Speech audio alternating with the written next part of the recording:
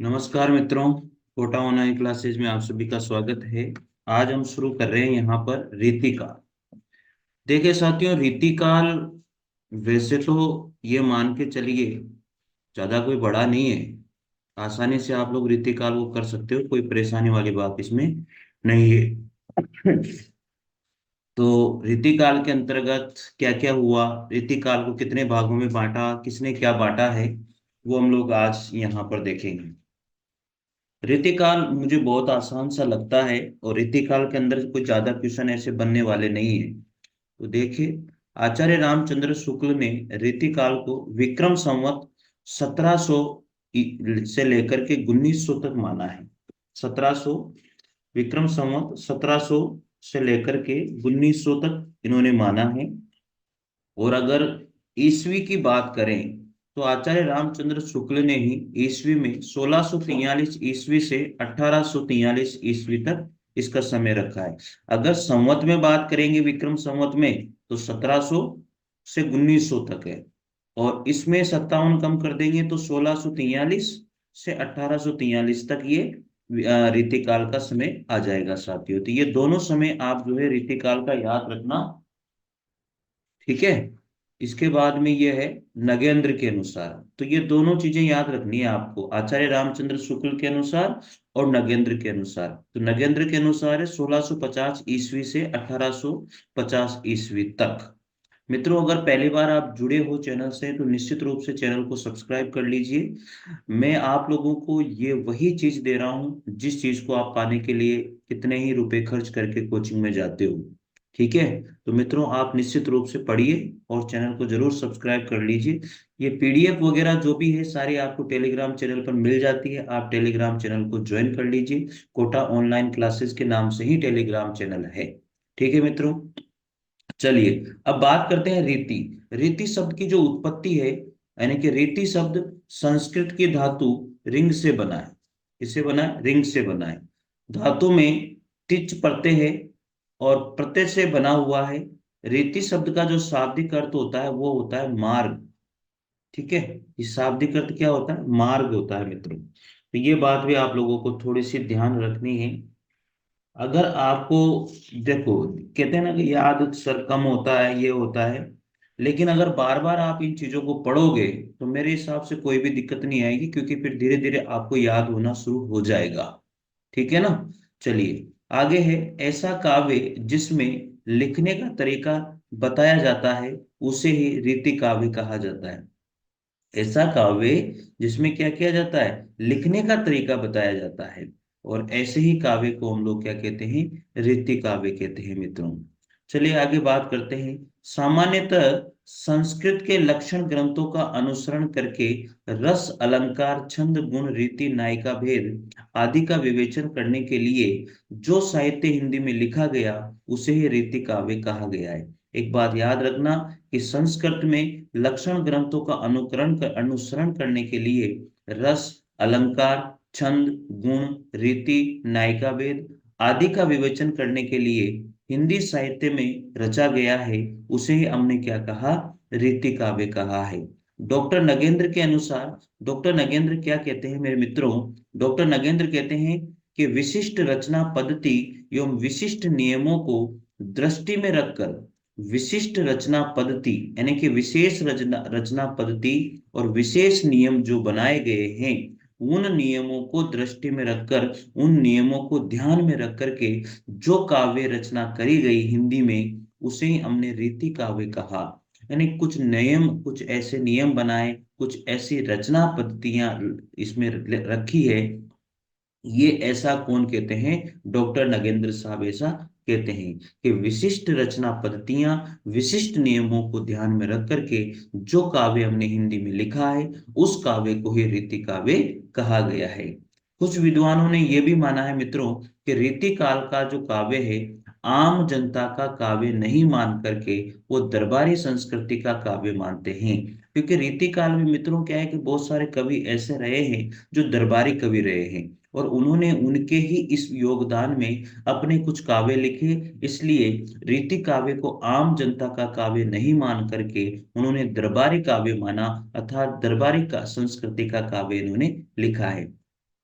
आचार्य रामचंद्र शुक्ल जो है ये क्या कहते हैं कि हिंदी के उत्तर मध्य काल को, आचार्य रामचंद्र शुक्ल ने क्या किया कि उत्तर मध्य काल को ही रीति काल कहते हैं। आचार्य रामचंद्र शुक्ल हिंदी के उत्तर मध्य काल को ही क्या कहते हैं, रीति काल कहते हैं। तो ये ध्यान रखना मित्रों कि उत्तर मध्य काल को क्या कहा गया, रीति काल कहा। ऐसा किसने, आचार्य रामचंद्र शुक्ल के द्वारा। आगे है, रीति काल में रीति शब्द का अर्थ या प्रयोग काव्यांग निरूपक के अर्थ में लिया जाता है। ये बात आपको याद रखनी है मित्रों। किसके अर्थ में, काव्यांग निरूपक, काव्यांग निरूपक इसके अर्थ में लिया जाता है मेरे मित्रों। ये बात आप अच्छे से याद रख लीजिएगा कि जो रीति काल में रीति का जो शब्द का जो अर्थ है, उसका जो प्रयोग है, वो काव्यांग निरूपक के अर्थ में लिया जाता है। आगे बात करते हैं, इस काल की जो प्रधान प्रवृत्ति है वो रीति निरूपण है। क्या है, नीति निरूपक। ये ध्यान रखना, इस काव्य की जो प्रधान प्रवृत्ति मानी जाती है वो नीति निरूपक मानी जाती हैं। ठीक है, ये ध्यान आपको रखना है। चलिए आगे है, शुक्ल ने कालों का नामकरण प्रधान प्रवृत्ति के आधार पर किया। शुक्ल ने कालों का जो नामकरण है वो प्रधान प्रवृत्ति के आधार पर किया, अर्थात रीति की प्रधानता के कारण इस काल का नामकरण इन्होंने क्या कर दिया, रीति काल कर दिया। तो कालों का जो नामकरण है वो प्रधान विशेषता के आधार पर किया, मुख्य विशेषता के आधार पर किया। तो ये काल भी जो है रीति की प्रधानता के आधार पर इसका नाम भी जो है आचार्य रामचंद्र शुक्ल ने क्या कर दिया, रीति काल कर दिया। या नीति, रीति निरूपक कहो या नीति निरूपण कहो, एक ही बात है। ठीक है, निरूपण, ये ध्यान रख लेना। ठीक है, चलिए आगे बात करते हैं। अब रीति से उनका क्या तात्पर्य है, रीति से उनका क्या तात्पर्य, रीति से मतलब है पद्धति से, शैली से और काव्यांग निरूपण से। ये बात आपको ध्यान रखना है कि रीति से तात्पर्य क्या है, पद्धति से है, शैली से है और काव्यांग निरूपण से रहा है। वैसे तो मुख्य काव्यांग निरूपण ही ध्यान रखना है आप लोगों को। ठीक है ना, आगे देखिए, मध्यकाल को दो कालखंडों में बांटा। पूर्व मध्यकाल को भक्ति काल इन्होंने कहा और उत्तर मध्य काल को इन्होंने रीति काल कहा। ये ध्यान रखिएगा कि मध्य काल को दो भागों में बांटा था, जिसमें पूर्व मध्य काल को इन्होंने भक्ति काल कहा और उत्तर मध्य काल को इन्होंने रीति काल कह के पुकारा है। सबसे मुख्य बात आती है ये वाली, यानी कि यहां से एक क्वेश्चन बनता है, रीति काल, रीति काल का नामकरण, यहां से एक मुख्य प्रश्न बनता है। ये आपको ध्यान रखना है, रीति काल का नामकरण, इसको आपको अच्छे से ध्यान रखना है। किसने क्या नामकरण किया रीति काल का। देखो रीति काल को जो है मिश्र बंधुओं ने क्या कहा, रीति काल को मिश्र बंधुओं ने अलंकृत काल कहा है। ठीक है, आचार्य रामचंद्र शुक्ल रीति काल को रीति काल कहते हैं, अथवा उत्तर मध्य काल को ही रीति काल कहा गया। ये कौन कहा, आचार्य रामचंद्र शुक्ल। रीति काल को विश्वनाथ प्रसाद मिश्र ने क्या कहा, श्रृंगार काल कहा है। ठीक है, याद हो जाएगा कि आचार्य जो रामचंद्र शुक्ल है वो रीति काल कहते हैं, उत्तर मध्य काल कहते हैं। ठीक है, और मिश्र बंधुओं ने रीति काल को अलंकृत काल कहा है। ये क्वेश्चन पूछ लिया जाता है कि रीति काल को अलंकृत काल कहकर किसने पुकारा, तो वो थे मिश्र बंधु। हो जाएगा यार। इसके बाद में विश्वनाथ प्रसाद मिश्र ने रीति काल को कहा है श्रृंगार काल। राम शंकर शुक्ल रसाल या राम कुमार वर्मा के द्वारा रीति काल को क्या कहा गया, कली काल कहकर पुकारा है। इसके बाद में है डॉक्टर भगीरथ मिश्र और आचार्य हजारी प्रसाद द्विवेदी ने रीति काल को रीति श्रृंगार काल कहकर पुकारा। तो साथियों ये आपको ध्यान रखना है मित्रों, ये जो पॉइंट है इनको अच्छे से याद रखना है। किसने रीति काल को क्या नाम दिया, यहां से एक क्वेश्चन पूछ लिया जाता है। सबसे ज्यादा आज तक क्वेश्चन पूछा गया है कि रीति काल को अलंकृत काल किसने कहा, मिश्र बंधुओं ने कहा है। ये सबसे ज्यादा क्वेश्चन पूछा जाए, बाकी तो देखो पूछ तो कुछ भी सकते हैं, ये बात आपको जानना है। तो डॉक्टर भगीरथ मिश्र और आचार्य हजारी प्रसाद द्विवेदी रीति काल को रीति श्रृंगार काल कहते हैं। जॉर्ज अब्राहम ग्रेसन ने रीति काल को दी आर्स पोएटिका कहकर पुकारा। एडविन गिब्स के द्वारा एलाबोराइज्ड पीरियड कहकर पुकारा गया। डॉक्टर पृथ्वीनाथ कुलश्रेष्ठ के द्वारा रीतिकाल को साहित्य शास्त्रीय काल कहकर पुकारा जाता है मित्रों। ठीक है। जो सर्वमान्य मत रहा है वो रीतिकाल ही रहा है, जिसे आचार्य रामचंद्र शुक्ल ने नाम दिया था। आगे है, आचार्य रामचंद्र शुक्ल के काव्यांग निरूपक लक्षण ग्रंथों की रचना प्रवृत्ति की प्रधानता के आधार पर इस कालखंड को रीतिकाल की संज्ञा दी गई थी। तो ये बात आपको याद रखना है, काव्यांग निरूपक लक्षण ग्रंथों के आधार पर ही, उस प्रवृत्ति के आधार पर ही इस काल का जो नामकरण किया गया वो रीतिकाल इसी के आधार पर किया था मेरे मित्रों। चलिए, रीतिकाल से पूर्व लिखे काव्यांग निरूपक ग्रंथ जो रहे हैं, रीतिकाल के भी पहले जो काव्यांग निरूपक लक्षण ग्रंथ जो रहे हैं वो यहाँ पर मैंने बताए हैं। हित तरंगिणी जो कृपाराम की रही है, साहित्य लहरी जो सूरदास की रही है, रस मंजरी जो नंददास की रही है, और बरवे नायिका भेद जो रहीमदास जी की रही है। मित्रों, ये भी आपको याद रखना है कि इनमें कौन सा लक्षण ग्रंथ पाया गया है। काव्यांग निरूपक लक्षण ग्रंथ है इनके अंदर भी। कौन कौन सी रचनाएं हैं? हित तरंगिणी, साहित्य लहरी, रस मंजरी और बरवे नायिका भेद। तो हित तरंगिणी किसकी है? कृपाराम की है। साहित्य लहरी सूरदास की है। रस मंजरी नंददास की है। और बरवे नायिका भेद रहीमदास की है। आगे, हिंदी साहित्य में काव्यांग निरूपण प्रवृत्ति का आरंभ जो है कृपाराम के हित तरंगिणी से माना जाता है। साथियों, ये बहुत बार पूछा जाता है काव्यांग निरूपक लक्षण ग्रंथ किसको माना गया है। तो सबसे पहले जो हिंदी साहित्य में काव्यांग निरूपक निरूपण लक्षण ग्रंथ जो प्रवृत्ति मानी गई है वो कृपाराम के जो ग्रंथ है हित तरंगिणी को माना जाता है। चलिए आगे बात करते हैं अब, रीतिकाल के प्रवर्तक कौन कौन से रहे हैं। रीतिकाल रीतिकाल के प्रवर्तक, रीतिकाल के प्रवर्तक। अब रीतिकाल के प्रवर्तक देखिएगा, आचार्य रामचंद्र शुक्ल, आचार्य आचार्य रामचंद्र आचार्य रामचंद्र शुक्ल, आचार्य रामचंद्र शुक्ल जो रहे हैं मित्रों, इन्होंने किसको माना? भगीरथ मिश्र। ठीक है, आचार्य रामचंद्र शुक्ल और भगीरथ मिश्र, सॉरी, आचार्य रामचंद्र शुक्ल ने और इसके बाद में है भगीरथ मिश्र ने, इन दोनों ने जो है रीतिकाल का जो प्रवर्तक माना है वो चिंतामणि त्रिपाठी को माना है। किसको माना? चिंतामणि चिंतामणि त्रिपाठी को माना है साथियों। ये आपको ध्यान रखना है। जो आचार्य रामचंद्र शुक्ल और भागीरथ मिश्र जो रहे हैं, उन्होंने रीतिकाल का प्रवर्तक किसको माना? चिंतामणि त्रिपाठी को माना है। अब बाबू श्याम सुंदर दास कौन कौन है? बाबू श्याम सुंदर दास, बाबू बाबू श्याम सुंदर दास, बाबू श्याम सुंदर दास और डॉक्टर नगेंद्र, डॉक्टर नगेंद्र, ये दोनों किसको मानते हैं रीतिकाल का प्रवर्तक? आचार्य केशव को मानते हैं। किसको मानते हैं? आचार्य केशव को मानते हैं, यानी कि आचार्य केशव या केशव दास। ठीक है, इन्होंने रीतिकाल का प्रवर्तक इसे माना है। तो ये भी आप लोगों को ध्यान रखना है। ठीक है।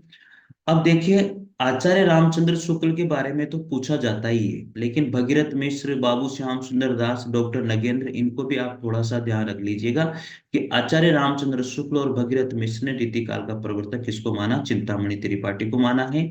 और बाबू श्याम सुंदर दास और डॉक्टर नगेंद्र ने आचार्य केशव को जो है माना है। अब आचार्य शुक्ल केशव को हिंदी का प्रथम आचार्य कवि मानते हैं। जो आचार्य शुक्ल है मित्रों, यानी कि आचार्य रामचंद्र शुक्लिय, ठीक है, आचार्य शुक्ल जो है केशव को केशव को यानी कि केशव दास को हिंदी का हिंदी का प्रथम आचार्य कवि मानते हैं। हिंदी का प्रथम आचार्य कवि ये मानते हैं। तो ये बात आप याद रख लीजिएगा कि जो आचार्य रामचंद्र शुक्ल हैं वो केशव को साथियों हिंदी का प्रथम आचार्य कवि मानते हैं, किंतु रीतिकाल का प्रवर्तक नहीं मानते। ये बात आप थोड़ा सा याद रख लीजिएगा कि जो आचार्य रामचंद्र शुक्ल है वो केशव दास को जो है हिंदी का प्रथम आचार्य कवि तो मानते हैं, लेकिन रीतिकाल का प्रवर्तक नहीं मानते, क्योंकि उन्होंने चिंतामणि त्रिपाठी को माना है रीतिकाल का प्रवर्तक, आचार्य रामचंद्र शुक्ल और भगीरथ मिश्र दोनों ने। ठीक है ना। तो आचार्य केशव को जो रीतिकाल का प्रवर्तक मानने वाले कौन है? बाबू श्याम सुंदर दास और डॉक्टर नगेंद्र रहे हैं। अब देखिए यहाँ पर रीतिकाल के जो है प्रमुख संप्रदाय, किसके? रीतिकाल के, रीतिकाल के प्रमुख संप्रदाय। ठीक है ना। प्रमुख संप्रदाय, रीतिकाल के प्रमुख संप्रदाय रहे हैं। रस संप्रदाय जो रहा है वो आचार्य भरत मुनि का है। अलंकार संप्रदाय आचार्य भामा का है। रीति संप्रदाय आचार्य वामन का है। ध्वनि संप्रदाय आचार्य आनंद वर्धन का है। वक्रोक्ति संप्रदाय आचार्य कुंतक का है। और औचित्य संप्रदाय जो आचार्य क्षेमेंद्र का है। तो ये भी आपको ध्यान रखना है, यानी कि इनके जो संस्थापक है, इनके जो प्रवर्तक हैं वो ये है। तो मित्रों ये भी क्वेश्चन पूछा जाता है कि रस संप्रदाय की स्थापना किसने करी? आचार्य भरत मुनि ने करी। अलंकार संप्रदाय के आचार्य भामा ने करी। तो साथियों मैंने इसमें जो ट्रिक बनाई थी वो ये बनाई थी कि रस, रस से रब, इस तरह से। तो रस संप्रदाय आचार्य भरत मुनि, अलंकार संप्रदाय में अभा, तो अलंकार संप्रदाय में भामा। ठीक है। रीति संप्रदाय में रीवा। इस तरह से मैंने ट्रिक बनाई थी। तो रीति संप्रदाय में वामन, ध्वनि संप्रदाय में आचार्य आनंद वर्धन, ध्वनि से वर्धन। ठीक है ना, इस तरह से याद हो जाएगा। वक्रोक्ति संप्रदाय में वकु। ठीक है। वक्रोक्ति संप्रदाय में वकु, तो व से वक्रोक्ति और कु से कुंतक। औचित्य संप्रदाय में क्षेमेंद्र। औचित्य संप्रदाय में कौन है? औच- औचित्य संप्रदाय में ओ एस। ठीक है ना। तो औचित्य संप्रदाय का है क्षेमेंद्र। तो प्लीज ये भी याद रखना, क्योंकि ये क्वेश्चन पूछा जाता है। रस संप्रदाय का आचार्य भरत मुनि, अलंकार संप्रदाय का आचार्य भामा, रीति संप्रदाय का वामन, ध्वनि संप्रदाय का आचार्य आनंद वर्धन, वक्रोक्ति संप्रदाय का कुंतक और औचित्य संप्रदाय का क्षेमेंद्र। ये भी आपको याद रखना है साथियों। अब आता है रीतिकालीन कवियों का वर्गीकरण, ये भी आपको याद रखना है। ठीक है। रीतिकालीन कवियों का, रीतिकालीन कवियों का वर्गीकरण। ठीक है। रीतिकालीन कवियों का वर्गीकरण क्या क्या है? तो रीतिकालीन कवियों का जो वर्गीकरण है, डॉक्टर विश्वनाथ प्रसाद मिश्र के द्वारा। कौन है ये? डॉक्टर विश्वनाथ, विश्वनाथ प्रसाद, विश्वनाथ प्रसाद मिश्र, डॉक्टर विश्वनाथ प्रसाद मिश्र के द्वारा रीतिकालीन, रीतिकालीन, रीतिकालीन कवियों, रीतिकालीन कवियों को तीन श्रेणियों में बांटा है। कितनी श्रेणियों में? रीतिकालीन कवियों को तीन श्रेणियों में इन्होंने विभाजित किया है। सबसे पहले आता है रीतिबद्ध। सबसे पहले कौन सी श्रेणी है? रीतिबद्ध, रीतिबद्ध कवि। ठीक है, ये पहली है। नंबर 2 पर है रीति सिद्ध। ठीक है, रीति सिद्ध कवि। और तीसरे नंबर पर आती है रीति मुक्त कवि। रीति मुक्त, रीति मुक्त कवि। ये भी आप लोगों को ध्यान रखना है। ठीक है। डॉक्टर आचार्य, डॉक्टर विश्वनाथ प्रसाद मिश्र के द्वारा रीतिकालीन कवियों को जो है तीन श्रेणियों में बांटा है। और ये बात रीतिकालीन कवियों की जो है इन्होंने सबसे मुख्य बात रखी है। ठीक है साथियों। और भी नाम तो और भी हैं इनके, जैसे अलंकार, अलंकार काल भी कहा है तो वो आचार्य चतुर्सेन शास्त्री। अपकर्ष काल डॉक्टर गणपति चंद्र गुप्त ने भी कहा है। कलाकाल भगीरथ मिश्र, रमाशंकर शुक्ल, रसाल, राम कुमार वर्मा ने कलाकाल के पुकारा। लेकिन अलंकृत काल को ज्यादा पूछा जाता है। तो ये तीन श्रेणियां जो है रीतिकालीन कवियों का विभाजन किया गया है, रीतिबद्ध, रीति सिद्ध और रीति मुक्त। तो अब नंबर 1 पर बात करते हैं हम लोग रीतिबद्ध, रीतिबद्ध कवि। अब रीतिबद्ध कवि क्या होते हैं? कि जिन कवियों ने काव्य शास्त्रीय पद्धति को आधार बनाकर, जिन कवियों ने काव्य शास्त्रीय पद्धति को आधार बनाकर काव्यांग निरूपक लक्षण ग्रंथों की रचना की, उसे रीतिबद्ध कवि कहा। क्या कहा? कि जो कवि हैं उन्होंने काव्य शास्त्रीय पद्धति, यानी कि काव्य को कैसे लिखा जाए, उस पद्धति को आधार बनाया। और उन्होंने काव्यांग निरूपक लक्षण ग्रंथों की रचना करी।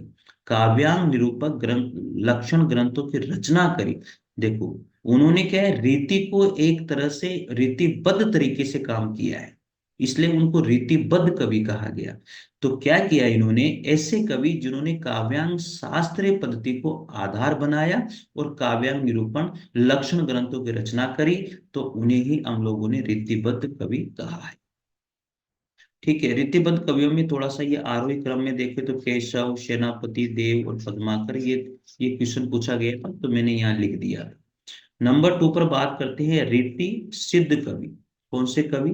रीति सिद्ध कवि। अब रीति सिद्ध कवियों में क्या रहा मुख्य बात, वे कवि जिनके द्वारा लक्षण ग्रंथ तो नहीं लिखे गए, परंतु उनमें उल्लेखित नियमों का पालन करते हुए काव्य रचना की, उन्हें रीति सिद्ध कवि कहा। कुल मिला के बात यह है कि जो रीति सिद्ध कवि थे उन्होंने लक्षण ग्रंथ तो नहीं लिखे, लेकिन उन्होंने रीति काल में जो नियम थे उनका पालन किया, इसलिए इनको रीति सिद्ध कवि कहा। आचार्य रामचंद्र शुक्ल ने रीति सिद्ध आचार्य रामचंद्र शुक्ल ने रीति सिद्ध कवियों को स्वच्छंदतावाद का पूर्व आभास कहा। क्या कहा? स्वच्छंदतावाद, स्वच्छंदतावाद का पूर्व आभास, पूर्वाभास, स्वच्छंदतावाद का पूर्वाभास नाम से संबोधित भी किया है। तो ये भी आप थोड़ा सा ध्यान रखना कि रीति सिद्ध कवि यानी कि स्वच्छंदता का पूर्वाभास किन कवियों को कहा? रीति सिद्ध कवियों को कहा है। चलिए तीसरे नंबर पर आते हैं रीति मुक्त कवि। कौन से कवि? रीति मुक्त कवि। देखो, रीतिबद्ध, फिर रीति सिद्ध, फिर रीति मुक्त कवि। तो रीति मुक्त में क्या बात रही है मुख्य, वे कवि जिन्होंने लक्षण ग्रंथों की रचना न करके अपने हृदय के जो उद्गार हैं, अपने हृदय के जो उद्गार हैं उनको सहज अभिव्यक्ति प्रदान किए। इन्होंने कोई ऐसे लक्षण ग्रंथ नहीं किए, लेकिन ऐसे कवि रहे हैं कि जो मन में, अपने जो मन में जो बात आई, हृदय के जो उद्गार इनके मन में रहे, उनको इन्होंने अभिव्यक्त किया, तो वो रीति मुक्त रहे, अर्थात थोड़ी बहुत रीति से मुक्त रहे, इसलिए इन कवियों को रीति मुक्त कवि इन्होंने लिखा है। अब ये इन्होंने विभाजन किया है, रीति काल के प्रमुख कवि रहे हैं, साथियों मैंने अलग अलग लिख दिए हैं, रीतिबद्ध, रीति सिद्ध और रीति मुक्त, तीनों को अलग अलग लिख दिया है, तो आपको याद करने में बिल्कुल भी परेशानी नहीं आएगी। तो यही यही तरीके से आप लोग भी जो है थोड़ा सा बना लीजिए कि रीतिबद्ध, रीति मुक्त और रीति सिद्ध कवि कौन कौन से रहे हैं। तो रीतिबद्ध जो कवि है मित्रों, तो रीतिबद्ध कवि में सबसे पहले बात अगर अपन करते हैं तो रीतिबद्ध कवि में केशवदास, चिंतामणि, मतीराम, देव, सूरती मिश्र, मंडन, कुलपति मिश्र, जसवंत, पद्माकर, भिखारी दास सबसे ज्यादा रीतिबद्ध रहे हैं। सोमनाथ, कुमारमणि, भूषण, ग्वाल कवि और रसिक गोविंद, रसलीन, तोष कवि। ठीक है, तो इस तरह से ये 15 से 16 कवि जो है, 17 कवि जो है वो रीतिबद्ध कवि रहे हैं। एक बार मैं फिर पढ़ देता हूँ रीतिबद्ध कवि। केशवदास, चिंतामणि, मतीराम, देव, सूरती मिश्र, मंडन, कुलपति मिश्र, जसवंत सिंह, पद्माकर, भिखारी दास। आप जब इनको पढ़ोगे आपके माइंड में ये पूरी की पूरी पिक्चर सेट हो जाएगी, तो आपको ये पता रहेगा, अगर रटने में भी नहीं आएगा ना तो ये पता रहेगा किस साइड लिखा हुआ है।